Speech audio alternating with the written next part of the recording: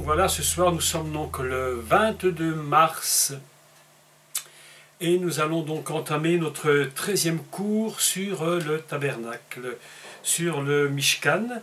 Voilà, donc ce samedi il n'y avait pas cours puisque nous étions partis dans la région de Strasbourg pour des activités que nous avions à faire, et puis des très bonnes nouvelles sont en marche par rapport à Strasbourg et pour des événements qui se passeront à la fin de l'année, donc fin de cette année 2018.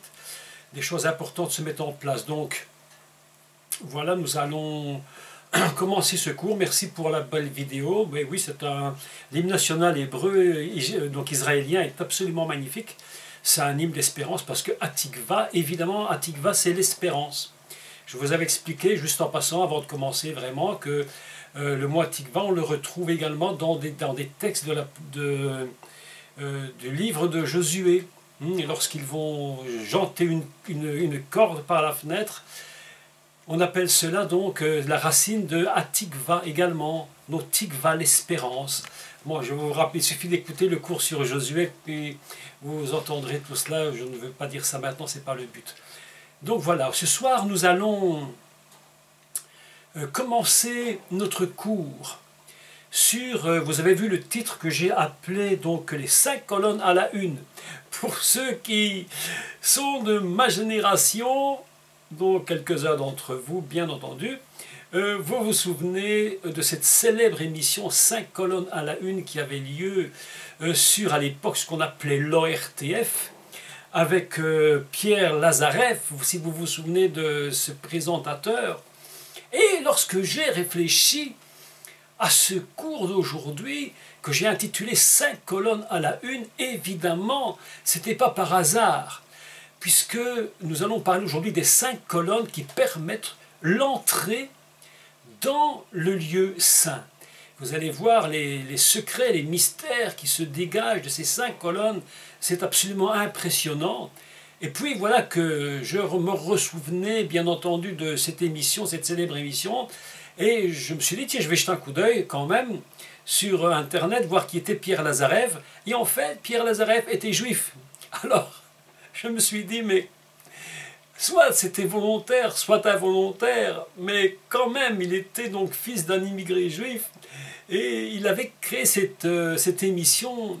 Et je me suis dit, mais franchement, est-ce qu'il y a quelque chose qui était voulu ou pas? Je ne sais pas. Néanmoins, le titre est très évocateur du Mishkan, puisque le Mishkan a 5 colonnes, et nous allons donc parler de ces 5 colonnes. Donc, Hamoud, qui veut dire colonne, Hamoudé, qui veut dire les colonnes, il y en a donc 5.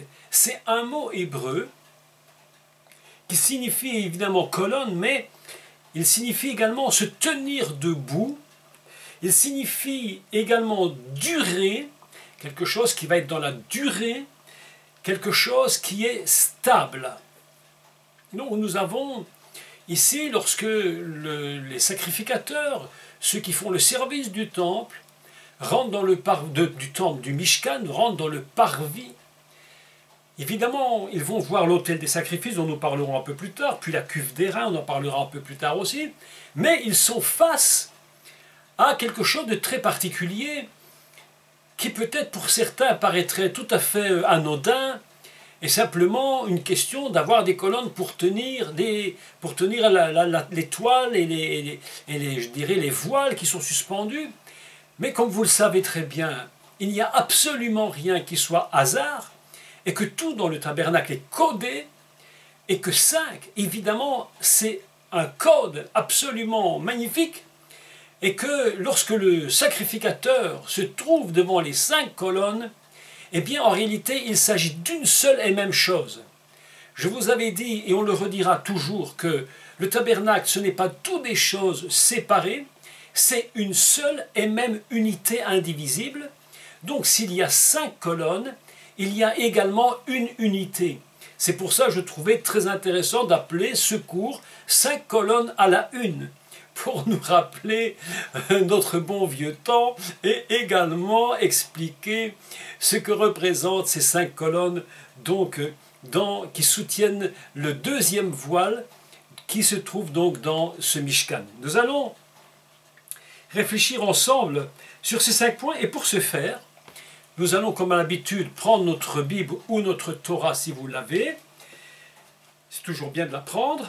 Et puis, nous allons de nouveau lire au chapitre 26 et à partir du verset 36, c'est très court comme lecture, mais il y a beaucoup d'enseignements à donner sur ce thème. Donc, vous prenez votre Torah ou votre Bible dans Shemot, Exode 26, verset 36, et je vais commencer la lecture. Tu feras pour l'entrée de la tente un rideau bleu, pourpre et cramoisi et de fin lin. Ce sera un ouvrage de broderie. Tu feras pour ce rideau 5 colonnes d'acacia ou de bois de chittim, et tu les couvriras d'or. Elles auront des crochets d'or, et tu fondras pour elles 5 bases d'airain.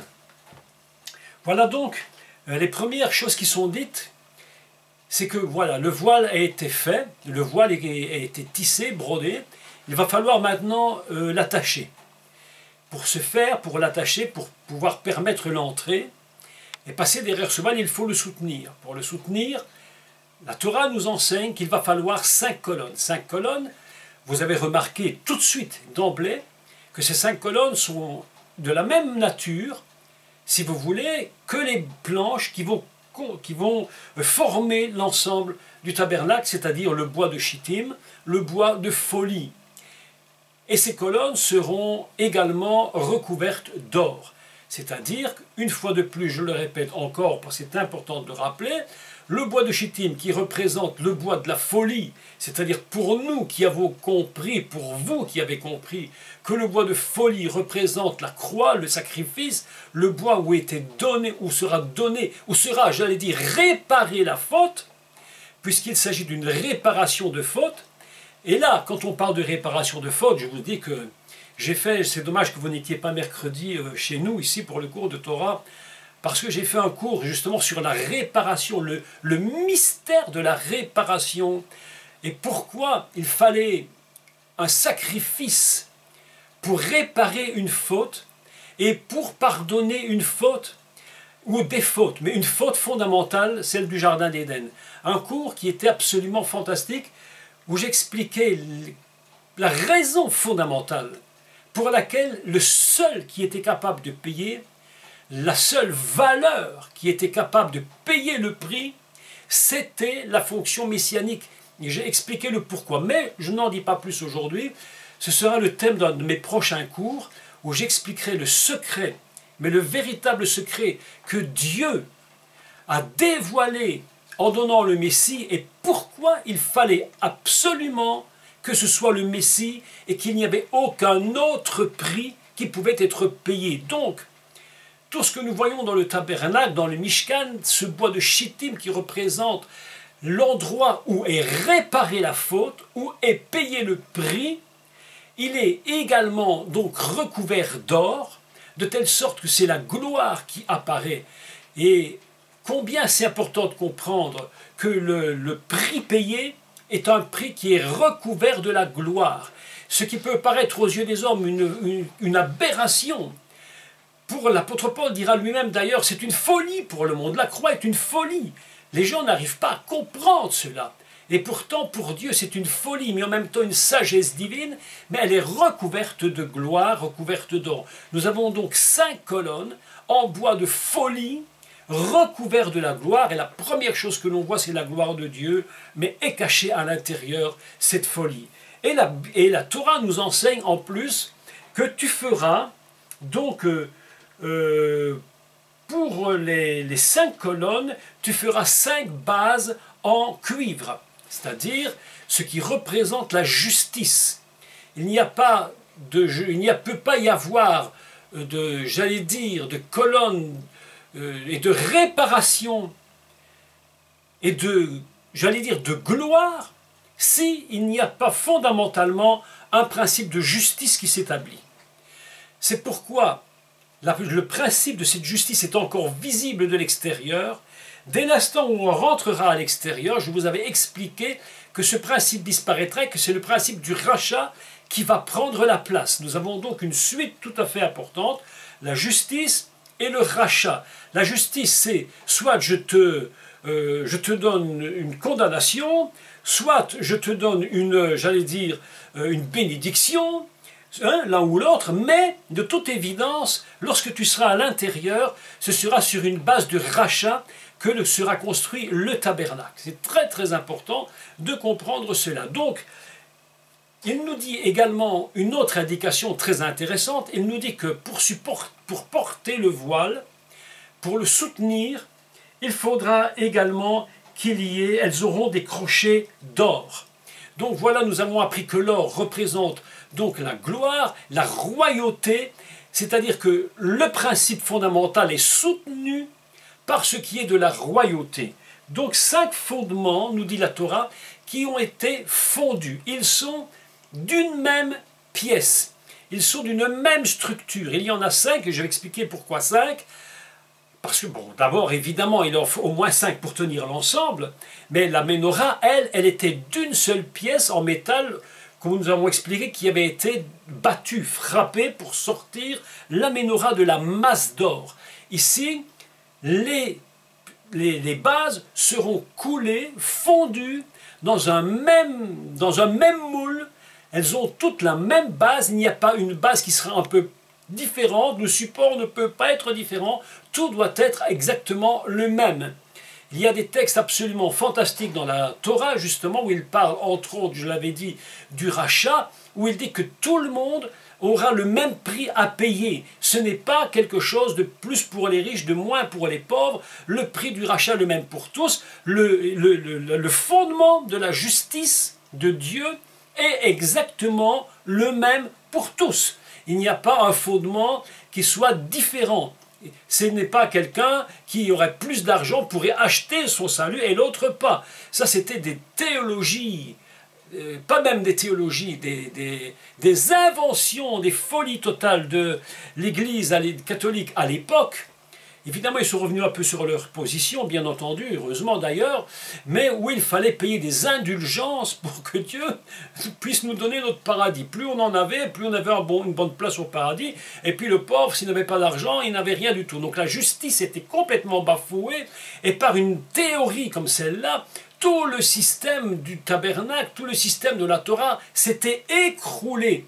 Et c'est ainsi que Luther, il était ce qu'il était, mais enfin qu'importe, Dieu l'a utilisé à travers cette compréhension qu'il a eue, que c'était impossible que le prix soit différent l'un pour l'autre. Et il va utiliser donc la lettre de Paul aux Éphésiens, et il va expliquer que le prix est le même pour tous. Que représentent donc ces 5 colonnes? Eh bien, elles vont représenter d'abord une base de justice identique pour tout le monde. Il n'y a pas une justice différente. Vous savez, on est dans des affaires très étranges aujourd'hui en France. Vous l'avez entendu, avec tous ces problèmes et tous ces conflits qu'on entend sur les finances occultes et autres. Alors on essaie de se défendre comme on peut, et la justice, elle s'adapte d'après ce qu'on peut avoir ou ne pas avoir, d'après la position sociale ou qu'on n'a pas de position sociale. Vous avez entendu toute cette catastrophe qui se produit.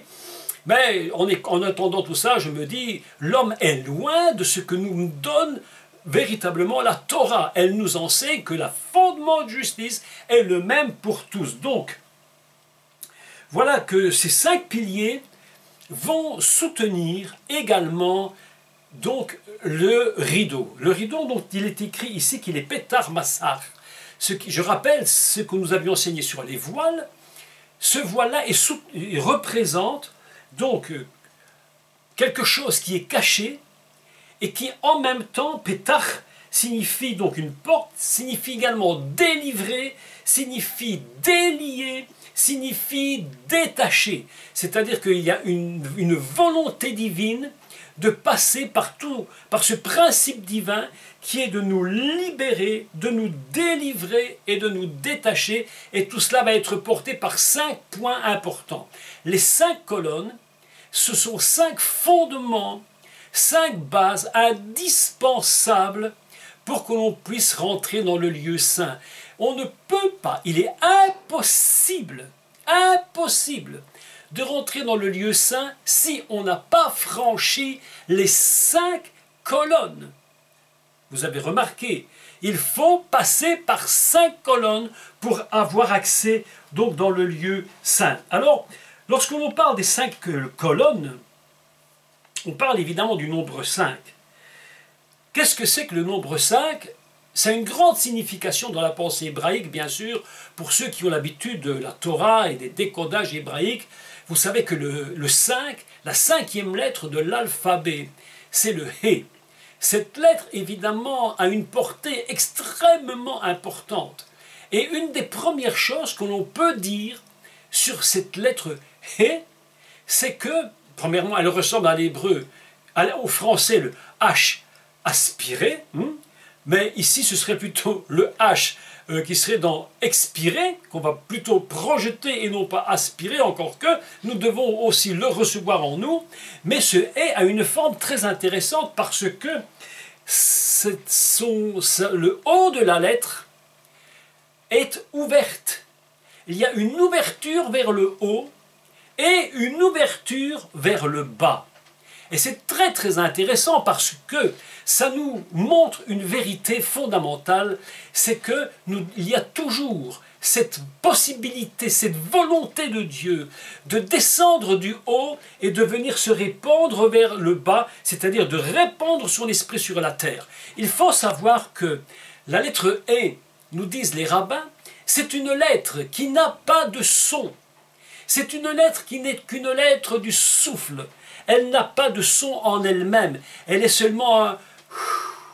Si je la regarde, si je ne lui donne pas une voyelle, elle ne peut même pas résonner à l'oreille. C'est-à-dire que c'est une lettre qui est une lettre du souffle. Et nous comprenons que c'est la lettre de l'esprit. Elle est tellement importante, cette lettre, qu'elle est capable, justement par le souffle, de représenter ce que la Torah nous enseigne. Au début du livre de Bereshit, au commencement, le souffle de Dieu était là, et il était, on dit, Mirarefet Apni, il était en train de se mouvoir à la surface des eaux. Le souffle de Dieu. Elle est représentée à travers la lettre E. Et je vais vous montrer quelque chose d'absolument fantastique avec cette lettre. C'est que tout l'alphabet hébraïque, tout l'alphabet est, j'allais dire, totalement imprégné de cette lettre.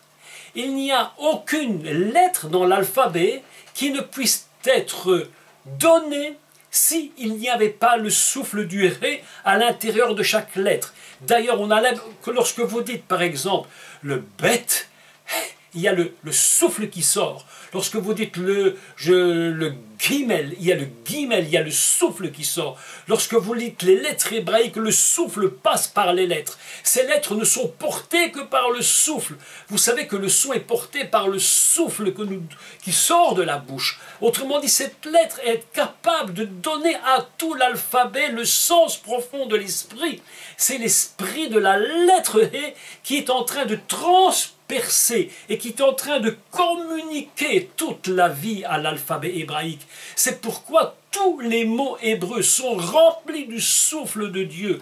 Parce que s'il n'y a pas le souffle, il n'y a pas de son. S'il n'y a pas de souffle, il n'y a pas de lettre. C'est la raison pour laquelle, enfin une des raisons pour laquelle, lorsque Abraham va devoir changer de nom, eh bien on va lui ajouter le He, et c'est la lettre He, la lettre du souffle, qui va lui permettre de devenir Abraham. Et lorsqu'on dit le Ham, on sent qu'il y a le souffle qui passe dans le nom. Lorsque Sarai va porter la lettre He, on entend le Sarah, il y a le souffle de la lettre qui rentre dans son nom. Et c'est au moment où les deux He s'unissent ensemble avec Abraham et Sarah que cette lettre, que cette union des He, c'est-à-dire de 5 et 5, vont permettre le miracle de la naissance d'Yitzhak. S'il n'y avait pas la lettre He, il y aurait impossibilité qu'il y ait un miracle. C'est pourquoi il est important de comprendre que dans le nom divin, les lettres qui sont reprises, c'est deux He. Et ces deux He représentent l'union l'union entre ce qui est du ciel et ce qui sera plus tard de la terre pour former une unité indivisible. Cette lettre Hé, puisqu'elle vaut 5, Dieu va dire à Moïse de placer 5 colonnes. Et ces 5 colonnes, immédiatement, vont nous faire penser aux 5 livres de la Torah, qui eux-mêmes n'existeraient pas dans la vie s'il n'y avait pas le souffle de Dieu. Vous savez que chaque lettre du livre de la Torah, chaque lettre des 5 livres, sont remplies du souffle divin. C'est-à-dire que lorsque l'on va lire la Torah, il y a toujours l'idée de Hé, du souffle qui passe dans chaque lettre, qui va produire le son de chaque mot. Ainsi, nous avons 5 livres. Et ces 5 livres de la Torah, ils ont un sens extrêmement important. La première chose que l'on peut dire, je voudrais parler des 5 livres de Torah. Parce que lorsque les sacrificateurs passeront par les 5 colonnes, c'est exactement comme s'ils passaient à travers la Torah. Il faut qu'ils traversent la Torah. Il faut qu'ils passent à travers les mots, à travers les lettres, à travers la vie de la Torah, pour pouvoir accéder au lieu saint, à la dimension, je dirais, plus loin, plus élevée encore. C'est pourquoi toute personne qui n'étudie pas la Torah, toute personne qui est tout à fait étrangère aux choses de Dieu, ce sont des personnes qui n'ont pas accès au lieu saint. C'est pourquoi j'ai remarqué que beaucoup de chrétiens n'ayant aucune vie avec la parole de Dieu, que ce soit à travers les évangiles qui nous révèlent le Mashiach, ou à travers la Torah, ou les prophètes, ou autres, ils n'ont aucune vie dans la parole. C'est-à-dire qu'ils n'ont pas le souffle. C'est pourquoi ils sont toujours en train de se plaindre et ils vont voir les prophètes, ils courent à droite et à gauche. Et pourquoi courent-ils à droite et à gauche? Pour avoir une révélation, parce qu'eux ne peuvent pas l'obtenir. Pourquoi? Parce qu'ils ne traversent pas les 5 colonnes. Ils ne traversent pas les 5 livres de la Torah. Et je voudrais expliquer ce que représentent ces 5 livres. Et comment il est indispensable de traverser la Torah pour atteindre le lieu saint.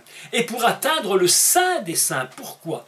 Eh bien, le livre de la Torah, pour ne faire que les citer, je les explique en même temps, c'est le livre de Bereshit, Shemot, Vaikra, Bamidbar, Devarim. Expliquons-les un à la fois. Et vous allez comprendre le souffle de Dieu. Et c'est pourquoi il y a 5 colonnes qui représentent le souffle de Dieu dans les 5 livres de Torah. Écoutez bien. Qu'est-ce que c'est que Bereshit? Bereshit, c'est la création. Dieu crée. Il crée non seulement le monde, mais il crée son Adam. Excusez-moi. Le deuxième livre, c'est le livre de Shemot, traduit en français Exode, mais qui est mal traduit puisque on doit le traduire non. Non, N-O-M évidemment. Le troisième livre, Vaikra, il crie ou il appelle. Quatrième livre, Bamidbar, au désert. Cinquième livre, Devarim, parole. Pourquoi dans cet ordre-là? Quelle est la raison de cet ordre? Pourquoi n'a-t-on pas inversé les livres? Qu'est-ce que ça aurait pu changer tout compte fait? Eh bien, parce que lorsque nous lisons dans l'ordre les 5 livres, nous comprenons le chemin de l'homme sur terre jusqu'à sa finalité. C'est une direction de la vie humaine sur cette terre.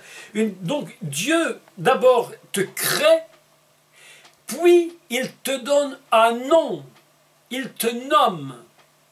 Puis lorsqu'il t'a créé, qu'il t'a nommé, il t'appelle. Il t'appelle, Vaikra, il crie, il appelle, il te dit « J'ai besoin de toi, tu es mon serviteur ». Si tu ne passes pas d'abord par la conception de la création, tu n'es pas venu de n'importe où. Tu es venu de Dieu lui-même. Il t'a donné un nom. Ce n'est pas n'importe qui. D'ailleurs, vous avez vu qu'au début de la Torah, il va donner des noms. La première chose que l'homme va faire, c'est donner des noms. Et voilà qu'il donne un nom. et il dit Adam, avec tout le code adamique que cela représente, je te crée, je te donne un nom. Shemot, nom, tu as un nom, l'autre a un nom. Les enfants d'Israël ont un nom. Troisième chose, Vaïkra, il t'appelle. C'est pourquoi ce livre de Vaïkra, qu'on appelle lévitique, c'est le principe du service pour Dieu. Vaïkra, c'est il t'appelle au service de Dieu, il t'appelle à son service, et il te donne toutes les règles du service. Quatrième livre, Bamidbar. Là, ça devient un peu plus compliqué, parce que Bamidbar veut dire au désert. Voilà que nous nous rendons bien compte, qu'est-ce qu'une vie? La vie réellement, c'est quoi? Même la vie de celui qui croit en Dieu, qui croit dans le Maître du monde. Nous nous rendons compte dans nos vies, à certaines périodes de notre vie, il y a des grandes périodes où nous traversons des déserts. D'ailleurs, le monde lui-même, qui ne croit même pas en Dieu, pour la plupart, ils disent l'expression dont ils ne savent même pas ce qu'ils disent, ils parlent et ils disent « nous sommes passés par un désert ». Les artistes, quels qu'ils soient, lorsque vous écoutez des interviews, leur vie, ils disent « nous avons eu des moments de désert ». Ils ne savent même pas qu'ils sont en train d'utiliser les paroles de la Torah. C'est absolument fantastique. Ils utilisent des versets, ils utilisent des expressions totalement hébraïques, chrétiennes parfois, et ils ne le savent même pas. Donc nous avons, je recommence, je sais d'où je viens, Bereshit. Il m'a donné un nom. Je sais qui je suis. Il m'a appelé Vaïkra. Il m'a donné un travail à faire. Mais voilà que ma vie avance. Et dans cette vie, je me trouve dans des moments où j'ai besoin d'un désert. Et pourquoi ai-je besoin d'un désert? Parce que le mot Bamidbar va produire un autre mot qui sera le cinquième mot. Le cinquième livre qui est Devarim, et nous sommes dans la même racine hébraïque, et Devarim c'est les paroles, ça veut dire que le désert, si tu es capable d'aller jusqu'au bout, le désert va changer ta vie, et elle deviendra parole de Dieu. D'ailleurs, c'est au désert que le Mashiach Yeshua a pu réellement récupérer la faute d'Israël. Il a pu aller jusque, et il a dit lui-même d'ailleurs, ce sont les paroles qu'il a entendues dans le désert qui vont sortir de sa bouche. Autrement dit, nous avons un chemin de vie. On ne peut pas accéder au lieu saint si fondamentalement nous n'avons pas compris le principe des 5 colonnes. C'est-à-dire, je sais d'où je viens, je connais mon nom. Il m'a appelé à le servir, même si je passe par un désert. Le désert se transformera et il deviendra parole pour moi. Ainsi, lorsque je traverse le principe des 5 colonnes et que je rentre dans le lieu saint, j'ai compris quel était le chemin de ma vie. Combien de questionnements, combien de croyants se questionnent sur leur vie et se disent « mais pourquoi ?» Si vous saviez, si vous pouviez lire ce que je lis, que les gens m'écrivent, lorsqu'ils écoutent les cours ou autres, quelques cours que ce soit, les lettres que je reçois de personnes qui me disent « mais nous ne savons pas où nous en sommes, nous ne connaissons pas notre vie ». Ils veulent servir Dieu, mais ils ne connaissent pas le chemin normal d'une vie. Dieu ne permet pas, et ça je le crois profondément, Dieu ne permet pas que qui que ce soit rentre dans le lieu saint s'il n'a pas compris réellement quelles sont ces 5 dimensions que notre vie a besoin de traverser, de comprendre. C'est pourquoi Dieu dit, lorsque tu rentreras dans le lieu saint, je ne permettrai pas que tu y rentres par n'importe où, il faudra que tu passes par les 5 colonnes comme les 5 livres de la Torah. Je veux que tu traverses la vie, que tu comprennes quelle est cette vie, quel est le plan que j'ai mis pour toi. C'est pourquoi il est tellement important de comprendre les 5 points importants de la Torah. Et c'est pourquoi Dieu dira à Yehoshua, médite la Torah jour et nuit, afin que tu réussisses. Beaucoup de chrétiens veulent rentrer dans les choses de Dieu, ne réussissent pas. Pourquoi? Parce qu'ils n'ont pas compris quel est le chemin que Dieu veut leur faire traverser. Il y a une direction qu'on ne peut pas éviter. On ne rentre pas dans le lieu saint n'importe comment. Il faut suivre un processus. C'est absolument indispensable. D'ailleurs, Yeshua va dire une chose importante. Il va dire, je suis le bon berger. Voilà des petites paraboles, enfin petites paraboles, pas si petites que ça, puisqu'en réalité elles sont dites par la bouche même du Mashiach. Et il va dire cette parabole, je suis le bon berger. Tous ceux qui rentrent par la bergerie ailleurs que par la porte sont des voleurs. Autrement dit, les gens peuvent essayer de rentrer à l'intérieur par un autre chemin. Ceux-là sont des voleurs. Autrement dit, il n'y a qu'une seule entrée. Et cette seule entrée dans le tabernacle, elle est représentée par 5 piliers. Ces 5 piliers sont ceux qui vont soutenir le voile. C'est absolument important, soutenir le voile qui va nous délivrer. Nous avons besoin de passer par la parole, par les 5 piliers de la Torah pour comprendre quelle est réellement notre situation, ce que Dieu fait pour nous et ce que nous aurons à faire lorsque nous aurons traversé le voile. Mes amis, c'est absolument indispensable. 5 piliers, 5 livres de la Torah. Bereshit, Shemot, Vaikra, Bamidbar, Devarim. Ces 5 livres, c'est un chemin. Et lorsque vous avez cette possibilité d'expliquer aux gens, à travers les 5 livres de la Torah, comment atteindre le lieu saint.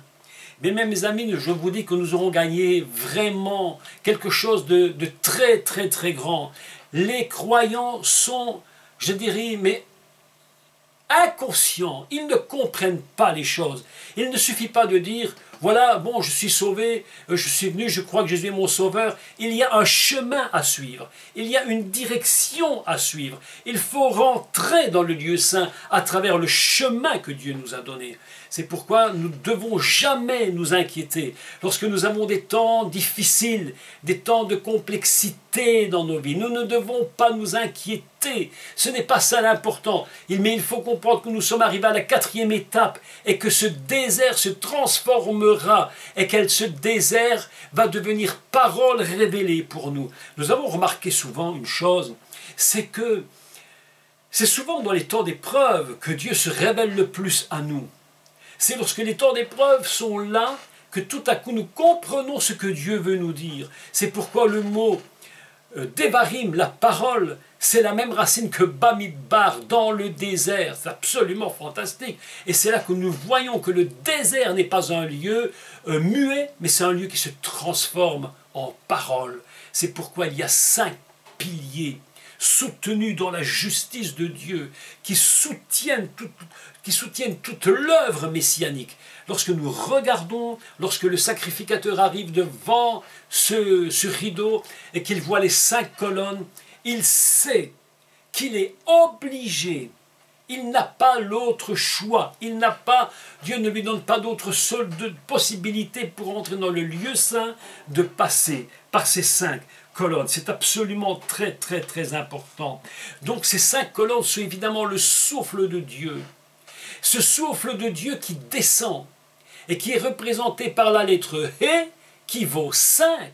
Et c'est ainsi que nous pouvons dire une chose fantastique, c'est que lorsque Abraham reçoit le He et que Sarah reçoit le He de Dieu et qu'ils s'unissent, ils vont produire quelque chose d'absolument fabuleux. Ils vont produire le miracle de la naissance d'Yitzhak et grâce à ces 2 lettres, grâce au souffle de la lettre, ils vont permettre d'avoir Yitzhak qui lui-même va engendrer Yaakov, qui deviendra Israël et qui va nous donner le Mashiach. Autrement dit, le Mashiach n'est que le produit du souffle.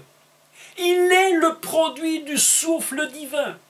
Sans la lettre He, il n'y a pas de possibilité d'avoir le Mashiach. Il va falloir le souffle pour produire Yitzhak. Il va falloir le souffle pour produire Yaakov. Il aura fallu le souffle pour que de là sorte Israël et que d'Israël sorte le Mashiach. Le Mashiach est un pur produit, écoutez bien, parce que ça c'est vraiment important de le dire, le Mashiach, d'une façon de s'exprimer, est un pur produit de la Torah. Il est la parole incarnée à travers la lettre He, c'est-à-dire les 5, la valeur de 5. Lorsque nous voyons la lettre He, nous savons qu'elle représente la capacité pour traverser le voile et pour devenir ce que nous avons, ce que l'humanité a besoin, c'est-à-dire la notion, la personne même du Mashiach Yeshua. Il est un pur produit du souffle divin. Lorsque l'on traverse les 5 colonnes, en réalité, on est en train de traverser toute la fonction messianique. Et le sacrificateur traverse cette fonction messianique et il se retrouve dans le lieu saint. C'est absolument extraordinaire. Cette capacité que Dieu a donnée aux hommes de traverser ces 5 piliers pour pouvoir rentrer dans le lieu saint. Donc Israël est un pur produit des 5 colonnes qui sont représentées dans le tabernacle. Sans les 5 colonnes, il est impossible que nous puissions comprendre la valeur réellement du Messie. Il est le produit de l'union entre le He du haut, et c'est ce que les rabbins appellent le He d'en haut et le He d'en bas, et lorsque les deux He s'ajoutent ensemble, se produit le miracle. C'est une raison importante pour laquelle Yeshua lui-même dira à ses disciples: attendez ce que le Père a promis. Mais qu'est-ce qu'il a promis, le Père? Il va dire: attendez ce que le Père a promis, mais il ne dit pas que c'est l'Esprit. Mais évidemment que le jour de la Pentecôte, le Shavuot, lorsque le souffle va descendre, c'est-à-dire c'est comme la lettre He qui descend du ciel, elle est en train de féconder les 120 dans la chambre haute. Et c'est ainsi que nous avons une possibilité d'avoir le monde, le He d'en haut, qui s'unit avec le monde d'en bas pour former cette union. C'est cela qu'on appelle le baptême de l'Esprit. C'est cette union entre le haut et le bas. C'est l'Esprit de Dieu qui descend, qui vient s'unir avec nous, et nous avec lui. Et c'est comme ça, on peut dire d'ailleurs, il me semblerait qu'il serait intéressant de comprendre que ce qui s'est produit avec Abraham et avec Sarah, c'est comme le souffle de Dieu, comme un baptême de l'Esprit. Parce que sans cela, il est impossible à qui que ce soit de produire du fruit. Impossible de donner naissance à quelque chose. C'est lorsque le souffle descend que l'Église commence d'exister. L'Église est un pur produit du souffle de Dieu. L'Église est un pur produit de ce que représentent les livres de la Torah. Il n'y a aucune Église qui existe. Il n'y a aucune forme d'église possible si elle n'est pas engendrée par le souffle. C'est pourquoi Dieu dit: il faut que nous passions par les 5 colonnes. Il faut que nous les traversions si nous voulons atteindre le niveau du lieu saint. Il est impossible. Beaucoup de gens sont absolument j'allais dire quasiment à zéro, parce qu'ils n'ont pas compris ce principe fondamental de passer par les 5 colonnes. Et lorsque nous passons par les 5 colonnes, nous avons une unité qui est représentée. C'est ce qu'on appelle 5 colonnes pour une unité. La Torah nous disent les rabbins, c'est ce qu'on appelle le livre des 5 cinquièmes. C'est-à-dire on ne peut pas en retirer un seul, sinon toute la Torah s'écroulerait.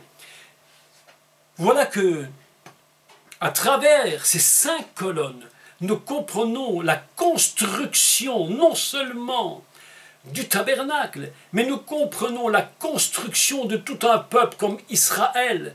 Israël est un produit un produit du souffle divin, l'Église devient un produit même qui sortira même de la notion Israël. C'est pourquoi Dieu dit « Je veux qu'il y ait 5 colonnes pour rentrer dans le lieu saint ». À l'extérieur et à l'intérieur, lorsqu'on regarde le voile intérieur, il y a 4 colonnes qui représentent les 4 lettres du nom divin. Mais nous avons besoin, pour atteindre ces niveaux-là, de passer par ces expériences. Je sais d'où je viens, j'ai compris quel était mon nom, je suis appelé à te servir. Je vais passer par des temps où j'aurai des difficultés, bien entendu, mais ces difficultés vont me permettre de comprendre quel est le 5e niveau, qui est la parole. Elle sera révélée pour moi. Je crois que si on a compris ce que représentent 5 colonnes, nous allons comprendre le chemin qui va nous amener à rentrer progressivement dans le cœur de Dieu. Vous savez, le tabernacle, c'est un peu comme une centrale nucléaire où vous avez le cœur de la centrale. Il va falloir passer le mur, passer les enceintes pour arriver dans le cœur même. Le tabernacle, c'est une puissance incroyable. Mais cette puissance, on ne l'atteint pas n'importe comment. Il faut savoir passer à travers tous ces chemins. C'est tellement important ce qu'on explique donc ici. Et voilà que la lettre He, qui vaut 5, a une ouverture en haut et une ouverture en bas. Et c'est ce qu'on appelle dans le prophète, je crois c'est, attendez, je vais vous dire, alors, voilà, le nom m'échappe, voilà une seconde, Malachie, oui, où il va dire qu'il va ouvrir les écluses des cieux. Mais le mot en hébreu, ce n'est pas les écluses des cieux, on devrait plutôt traduire par les cheminées du ciel. Les cheminées du ciel, c'est une ouverture là-haut, et à travers cette ouverture passe, si vous voulez, la bénédiction. Vous savez qu'il y a une chose qu'il faut dire, c'est qu'il y a des bénédictions qu'on n'obtient qu'à certains endroits et à certains moments. Parfois, Dieu nous emmène dans certains lieux. Il y a des choses qu'on n'obtiendra jamais si nous ne sommes pas au bon moment, au bon endroit. Il y a un canal qui descend du ciel, comme une cheminée. À Roubot, on dit en hébreu. À Roubot, c'est une cheminée. Comme si, à certains moments, nous devions être à un tel endroit pour que cette cheminée soit là, pour que nous puissions recevoir de Dieu. Moi, j'ai compris une chose dans ma vie, par exemple, c'est que certaines choses qui ont été faites dans ma vie se sont faites, non pas parce que je restais immobile là où j'étais, mais parce qu'à certains moments, je me suis déplacé, j'étais dans certains endroits, j'ai osé faire certaines choses, et en me déplaçant, en allant là où Dieu nous conduit, où Dieu me conduit, il y avait comme une cheminée au-dessus de moi. Et vous avez connu vous-même, j'en suis convaincu, ce genre d'expérience, qu'il y a des bénédictions, des souffles divins qui descendent par la cheminée et qui vont descendre sur vous et se répandre sur vous, mais vous avez besoin de vous trouver au bon endroit et au bon moment. C'est ce qu'on appelle les faveurs divines. Mais les faveurs divines ne sont pas tout le temps n'importe où. Elles sont à certains moments et à certains endroits. C'est pourquoi il nous faut être très très très disponibles. Il ne faut pas avoir l'esprit complètement fermé, il faut savoir s'ouvrir. Il faut savoir ouvrir notre esprit pour que nous puissions suivre le chemin. Parce que si je me dis, je suis arrivé à un tel endroit, et c'est là que ça se passera et pas ailleurs, vous risquez de fermer la cheminée. Et cette cheminée qui se ferme, elle ne pourra plus permettre que cette faveur divine descende sur vous. Lorsque nous avons un esprit ouvert, c'est pourquoi je pense, c'est très important, mes amis, je le dis avec beaucoup d'insistance, c'est très important de ne pas tomber dans des systèmes extrêmement religieux. Parce que les systèmes religieux extrêmes, mais quels qu'ils soient, ont une capacité de boucher, si vous voulez, la lettre He et d'enfermer la cheminée. Alors que si nous ne sommes pas dans des esprits religieux fermés, dans des systèmes, dans des doctrines, dans des systèmes établis par les hommes, nous avons une ouverture qui peut se faire. Et là où Dieu nous demande d'aller, nous allons nous y rendre. Là, parfois, nous ne savons même pas que c'est lui qui nous envoie. Parfois, nous ne comprenons même pas pourquoi c'est lui qui le fait. Mais nous nous retrouvons à tel endroit, et la cheminée se trouve là, et là est le lieu de notre faveur. Le peuple d'Israël dans le désert était donc avec ce Mishkan, et la Torah nous enseigne que lorsque la nuée se levait, il partait. Je suis convaincu que le million de gens qui étaient là ne comprenaient probablement même pas pourquoi ils devaient partir, alors qu'ils étaient installés peut-être depuis des semaines et des mois. Mais voilà que la nuée se lève, elle leur demande de partir, il faut qu'ils se lèvent et il faut qu'ils partent. Parfois tu ne comprends même pas toi-même pourquoi Dieu te demande, aujourd'hui tu étais là, demain tu te mets ailleurs, demain Dieu te pousse et tu ne sais pas pourquoi. Mais parce qu'il y a un endroit où Dieu veut que tu sois. Parce que c'est à cet endroit-là, précisément, qu'il y aura la faveur de Dieu et que l'esprit, que le souffle de l'esprit va pouvoir te donner cette faveur. Ça n'est possible que dans la mesure où nous avons compris ce que représente la valeur 5, c'est-à-dire la lettre du souffle.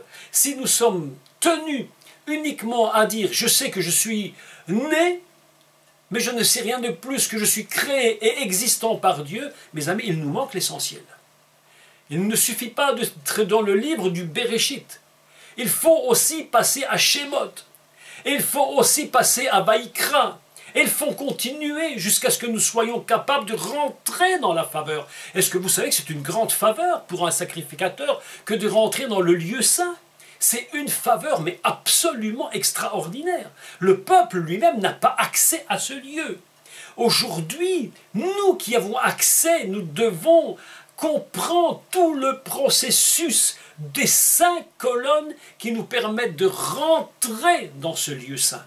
Et là, nous allons vraiment gagner j'allais dire, en connaissance, en grandeur spirituelle, parce que nous sommes en train de nous attacher profondément dans le cœur de Dieu, et nous nous approchons profondément de lui. 5 colonnes, 5 livres de la Torah, la lettre du souffle, celle que l'on n'entend parfois même pas. Tu sais, parfois les gens disent Dieu m'a dit, Dieu m'a dit, Dieu m'a dit. Parfois tu n'entends même pas qu'il te dit. Pourquoi? Parce que parfois le souffle de Dieu est tellement sans aucun bruit. Tu n'as même pas compris comment la chose s'est faite. Tu ne sais même pas comment ça s'est fait. Tu ne sais même pas. Tu n'as rien entendu. Tu n'as rien vu venir. Mais l'Esprit t'a porté, il t'a conduit, et tu te trouves dans une situation de bénédiction. Mais il faut que notre esprit soit ouvert.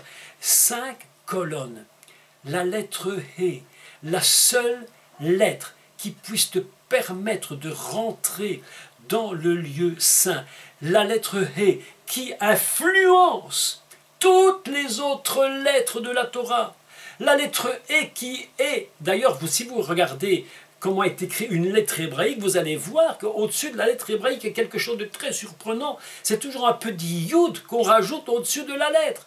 Comme si Dieu nous disait, faites attention, chaque lettre est imprégnée de mon esprit, de ma présence, de ma personne. C'est pourquoi lorsque nous traversons la Torah, lorsque nous l'étudions, nous ne pouvons pas être hors de l'esprit.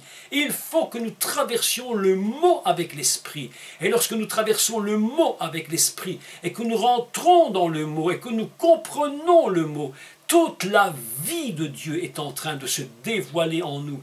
C'est pourquoi le Mashiach a dit, je suis quoi? La parole, c'est-à-dire quoi? Mais la révélation, je dirais la totalité de ce que représente cette Torah, cette parole fondamentale. Le He, c'est le souffle qui donne la vie à la Torah. C'est le souffle qui donne la vie à chaque lettre, à chaque mot. C'est cela que Dieu nous dit. C'est cela que Dieu demande à tous les serviteurs de Dieu, aux sacrificateurs à l'époque de Moshé, à tous ceux de l'époque du Temple, à tous ceux de notre époque, que nous soyons marqués par la lettre He et que nous marchions complètement remplis de ce souffle. Et si tu ne le sens pas et si tu ne l'entends pas, ne t'inquiète pas, si tu demeures dans la parole, et si tu es un homme de Torah, une femme d'étude, mes amis, la véritable révélation, le véritable prophète, le véritable serviteur de Dieu, c'est pas celui qui a des imaginations, c'est celui qui est un homme et une femme de la parole. Parce que chaque parole, chaque lettre est investie totalement des 5 piliers du Mishkan. Chaque lettre contient les 5 piliers. Tu imagines chaque mot. Lorsque tu vois Bereshit, le Bet est investi des 5 piliers. Le Resh est investi des 5 piliers. Le Shin est investi de 5 piliers. Et toi, tu es à l'intérieur. Et tu es en train de vivre quelque chose d'inimaginable. Parce que tu es rempli, tu es traversé, transpercé. Tu es environné complètement du souffle divin. C'est pourquoi Dieu dit, lorsque tu rentreras dans ma présence, tu ne peux y rentrer que si tu comprends quel est le chemin de la valeur 5. Si tu n'as pas compris ce que vaut 5, alors il te manque une part. Vous savez que lorsque le Mashiach apparaît, il va toucher les 5 portes. Et lorsqu'il touche les 5 portes, se produit un miracle. Vous vous souvenez de l'évangile de Jean. Pour rappeler simplement ce qui est dit. Au commencement était la parole. La parole était Dieu. Puis nous voyons que le Mashiach est annoncé par Jean le baptiseur.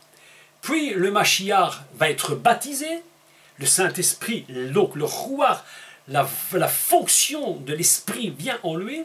Il va à Cana et puis des miracles vont se produire. Et puis quelque chose va se faire de très particulier. J'avais déjà donné un cours, je crois, il y a 4 ou 5 ans là-dessus. Le Mashiach arrive à ce qu'on appelle la ville de Beit Hasda. Beit Hasda, c'est la maison de la bonté. On appelle ça en français, qu'on a traduit Bethsaïda. C'est en réalité un endroit particulier. Parce que là se produit des miracles. Et la Torah et la Bible, l'Évangile nous rappelle une chose très importante, c'est qu'il y avait 5 portes. Il y avait 5 portes. Et les malades étaient sous les portes. Et ils attendaient une manifestation. Il n'y en avait pas 3, il n'y en avait pas 4, il n'y en avait pas 6, il y avait 5 portes. Et le malade est là et il attend. Il y a ce moment du début de son ministère, le Mashiach Yeshua arrive. Il est à la porte de cet endroit où se produit le miracle de l'eau. Et il voit ce malade, ce paralytique, et lui demande, mais est-ce que tu veux être guéri? Évidemment, le gars, il dit, mais à chaque fois que je veux aller, quelque chose, je n'ai pas les moyens de le faire. Et Yeshua vient et il va lui dire, mais c'est maintenant. Je ne rentre pas dans toute cette histoire-là, dans tout ce récit. J'avais fait un message que vous pouvez écouter dessus. 38 ans, il était là, mes amis, 38 années. Pourquoi 38 années? Alors qu'en réalité, on sait très bien qu'un chemin de désert, c'était le chemin de 40 années. Mais voilà que c'est quand le Mashiach arrive avant la fin des 40. Ça va bientôt être la fin pour cet homme. 40 ans. Le Mashiach intervient et il dit, mais moi, 38 ans, ça suffira. Si tu crois en moi, 38, ça suffit. Et il lui dit, est-ce que tu veux être guéri? Il lui répond, oui, bien entendu, il veut être guéri. Il lui dit, lève-toi et sois guéri. Mes amis, 5 portes. C'est comme si cet homme avait été dans les 5 chemins, les 5 colonnes, et il arrive à la dernière. Et cette dernière colonne, c'est celle qui va lui donner la délivrance finale. Il faut traverser les 5 colonnes pour pouvoir traverser le voile de la délivrance, c'est-à-dire le voile de la libération. Un chemin qui va nous marquer, que nous allons comprendre, qu'il faut comprendre. C'est indispensable. C'est pourquoi lorsque les sacrificateurs vont rentrer, ils vont se trouver face aux 5 colonnes et ils vont devoir traverser, soutenus le voile par tous les crochets d'or. C'est Dieu lui-même qui soutient l'ensemble, qui porte l'ensemble par sa justice, et nous allons traverser 5 colonnes. Et lorsque les 5 colonnes seront traversées, alors nous allons rentrer dans une dimension absolument nouvelle. Ce que je désire le plus pour chacun d'entre vous, c'est que vous ayez cette compréhension. Écoutez bien, ne vous plaignez jamais. Ne vous plaignez pas des temps difficiles. Parce que lorsque le temps est difficile, ça veut dire que vous êtes en train d'arriver au cinquième pilier. Le temps va se révéler à vous comme étant la parole et Dieu va vous dire, c'est cela que je voulais que tu comprennes. C'est cela que je voulais que tu saches, que ton esprit réalise véritablement. C'est pourquoi tu vas traverser toute ta vie sans te plaindre, sans râler sur les difficultés, mais les yeux fixés sur celui qui est la source fondamentale par son esprit. Mes amis, c'est très important de comprendre cela. Dieu ne permet à personne, même le Mashiach Yeshua, à passer par le désert. Il est passé par le désert pour arriver au moment où il est dit, il fut rempli du Saint-Esprit et sa renommée se répandait dans tout le pays. Nous n'avons pas besoin, je le dis clairement à chacun qui l'entendra, nous n'avons aucunement besoin, ni vous, ni moi, ni personne, d'essayer de produire de la renommée. Ça ne sert à rien, tout ça n'est qu'une perte de temps. La renommée, elle se fera lorsque nous aurons compris quel est le chemin qui nous amène dans le lieu saint. Et ce